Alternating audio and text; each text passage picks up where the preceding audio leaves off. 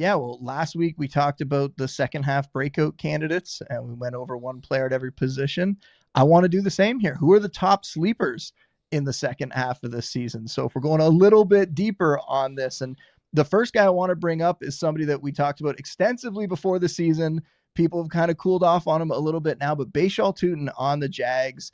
Everybody's gotten focused on Travis Hunter after that big game before the bye. Now they're coming back from the bye. People are overreacting, I would say, to the quotes that Liam Cohen had about how they're going to play their best 11 coming off the bye. I do think that's good news for Hunter. Willing it into existence. We're willing it into existence. And that's part of the reason why last week we talked about him as a breakout candidate in the second half of the season. So yes, that is good news for him. But what could that mean for Tutu or for Bashal Tutin as well? Travis Etienne was undeniable at the start of the year. In that opening month, he was playing very well. He was extremely productive. Over the last 3 games, not so much, not breaking as many big runs, not finding the end zone.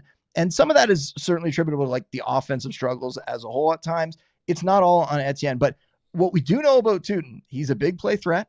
He's a guy that can find the end zone. He's done some of that already this season in his limited opportunities. Now, his role has stayed like pretty small so far this year. Hasn't played more than 30% of the snaps in a single game. He's only hit 10 touches once, but prior to the bye, he played a season high 29% of the snaps. And I'm not suggesting that he's going to come out of the bye and like take over the starting job or anything like that. But could we see that post-bye rookie bump for someone like him, someone we know the organization really likes? Their GM, James Gladstone's talked about him as a player that he really liked even before he got the job. Could he potentially turn this into like a 60-40, 65-35 backfield and just start to dispatch LeQuint Allen and start to show that he's someone that deserves more opportunities, start to make some big plays, start to kind of carve out that bigger role. And as the year goes along, all of a sudden he becomes a potential fantasy starter for us. I'm willing to chase that. I know the kind of player that he is. And if he gets that opportunity, and maybe it'll be like the Patriots where it takes that injury to the veteran starter and then all of a sudden Tutin gets that chance. But I think he is still one of the better stashes to have on your bench, Harmon. I like this a lot. The run game had been really good at certain points for Jacksonville this year, especially, again, as we mentioned earlier, they were doing, or well, I don't think we mentioned this earlier, but we were talking about the Jags and kind of just different stuff earlier this week. And they've really used a lot of these zone runs this year. And that really fits Bashal Tutin. So he fits the scheme. We know the team likes him, of course. So I love this one as just like a running back sleeper, a stash right now. If you're a good team and you can afford the bench space, cut your wide receiver 5 that you're never playing, your backup tight end, any of that, and just stick Bashal Tutin on your bench. If I could throw out a running back here, just a much deeper name, and probably less appealing if he does get the starting job, but Devin Neal for the Saints. Kendre Miller's been out. They immediately used him as a complimentary player. He's a little banged up this week, but Alvin Kamara also banged up as well. A guy that I think is just I love the way Nate described him during the draft process as kind of a coach's favorite type of running back, just teach tape guy that is not exciting. He's not flashy, but he's going to get the yards that are there. And God, like the Saints really need that at this point. I don't mean to be mean to Alvin Kamara, a guy who's been really good for us for years, but that has not been present in the Saints run game so far. So he's, again, a deeper stash name, but still sort of the same variety. No, I think that's a good call. And yeah, not a guy who's like excels and is excellent at like any one thing, but just kind of does everything well enough. And yeah, that could be enough in this offense, especially with Alvin Kamara not looking like the same player, but also we're seeing it with Tyler Shuck, right? As the year goes along, are they just going to want to look a little more at some of these young guys they have, get them some more opportunity? They don't really need to see much more from Alvin Kamara. So once they're out of, I would argue they already are, but once they're out of the playoff hunt, then do they start to turn to some of these younger guys? Once they're mathematically, let's say, out of the playoff hunt, do they turn to some of these younger guys? And I think they probably do. And I think Neal is certainly on this list now that unfortunately Kendre Miller is not around. The second name I want to bring up, and we're going to go to receiver. I want to hear I don't know if you've given your Pat Bryant take, at least not when I've been on the show, but Pat Bryant on the Broncos played over 50% of Denver snaps in 4 consecutive outings here, just scored his first NFL touchdown on Sunday. He's also been above a 50% route participation in 3 of his last 4 outings. Shout out to our buddy JJ Zacharyson for that one. That's way, way up from earlier in the season. So he's still in that like rotation behind Cortland Sutton with Troy Franklin and Marvin Mims Jr. and those guys. But the fact that we're seeing a promising rookie start to get more opportunity, start to do something with it, I think that's only going to lead to more usage, to more snaps. I think it's very exciting, and I think this offense needs that second option. Evan Ingram at tight end, not going to be that guy. They have the good backs in the backfield. They need somebody else in the passing game other than Cortland Sutton. So I'm treating him as a deep stash for now. I'm not going to go and say, okay, 4 for 40 in the touchdown last week, I could put him in my flex spot. You have to be in a very deep league for that, but he's the kind of player like that physical style. He's got that nose for the end zone. I think that could turn him into a fantasy option as the season goes along here, Harmon. I like this a lot, and it's funny. Nate was on the show yesterday for the rookie check-in, and he and I said I feel like him and I talk about Pat Bryant once a week, so it's funny that you and I have not talked about him. But yeah, no, I'm forgetting. I mean, my brain is probably overused this time of year, so my memory is probably not the best at the moment. But I don't recall your Pat Bryant take, so let's hear it.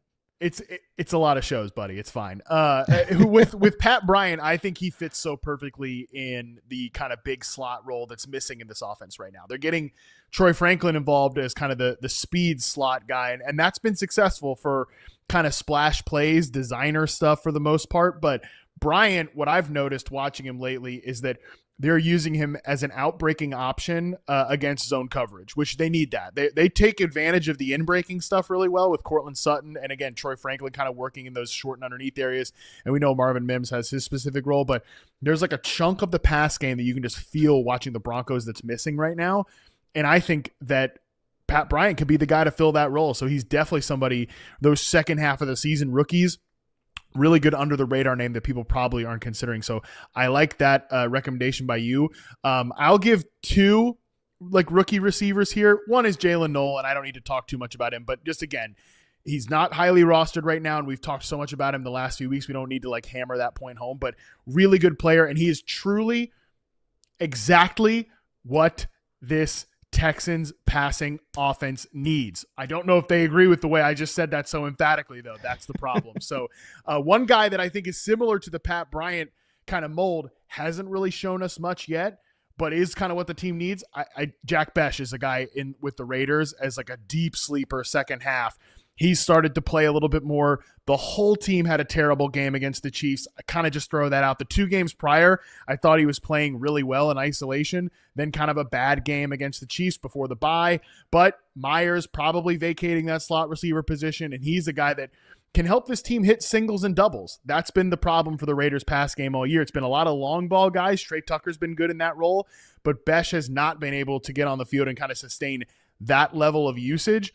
Let's see if he can do it, because he's definitely somebody that I think has the talent and the skills to fit in that kind of power slot archetype that the league is taking over the league right now, these zone beater types. So he's one I'd mention as well. Yeah, I like those guys. I've talked about them in my waiver wire column. I've had them in my deep stashes column at times this year. So yeah, I like both of those ones. If we go to tight end to Colston Loveland on the Bears, I mean, yeah. I saw Cole Kmet, I think, was back at practice today, so I'm hoping that just doesn't completely, talking about like Christian Kirk coming back for the Texans earlier and blocking the rookies. Let's hope that Cole Kmet coming back and potentially doesn't block Colston Loveland here. But Loveland is a first-round pick. This is a guy that the team wants him to ascend, and I think the team needs him to ascend in this passing game. And we saw before the bye, it was with Kmet out, but Loveland, season highs in playing time, played 81% of the snaps, targets 5, and yards with 38. And that's what you want to see. You want to see these rookies moving into more opportunity and succeeding with it. So let's get this dude going, Ben Johnson. Like, why not, right? Luther Burden is in concussion protocol.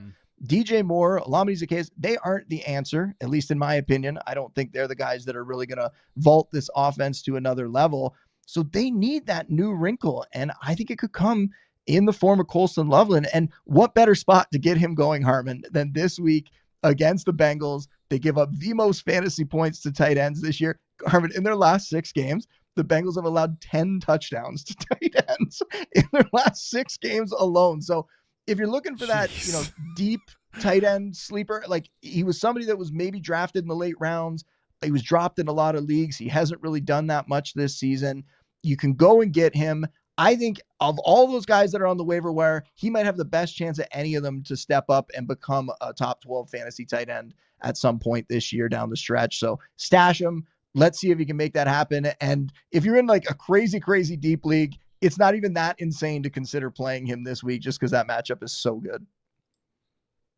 I hear you. Yeah, I'm hoping he has a big. I'm hoping this whole Bears passing game has a big week this week because this, like, stylistically, it's the exact type of defense that Ben Johnson's offense should be able to smoke. And I mean, it's not a coincidence that the Jets had their best offensive, maybe one of their best offensive performances of the season after a Ben Johnson disciple crushed them last week in Tanner Angstrand, the Jets offensive coordinator. I will just say real quickly, I'm gonna do the curse here. I'm gonna try to pull a Boone. Isaiah Likely is a guy I would consider as a sleeper the rest of the way. Really good rest of season schedule. I think he's a guy they want to get a little more involved. They wanted to give a contract to, so somebody that you could stash there. Real quick, Boone, make a case for a quarterback here before we toss to break.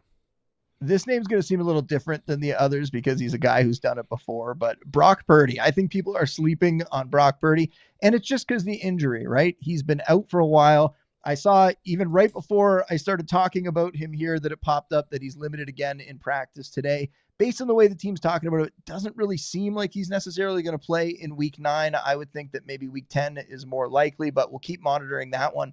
Regardless, don't forget how good this guy can be. Top 12 fantasy quarterback in fantasy points per game each of the last 2 seasons. And kind of overall, that 49ers offense getting a little healthier, right? It looks like Ricky Pearsall is going to come back soon. Brandon Ayuk, I would say, in the next month or so. So down the stretch, they're going to have all these weapons back. We've seen Purdy produce as a strong fantasy option before, so don't sleep on him. He's been dropped in a bunch of leagues. Go get him. You're going to be able to start him if you're having quarterback troubles. Grab him, start him down the stretch. He should not be out there in any leagues. He's too good of an option.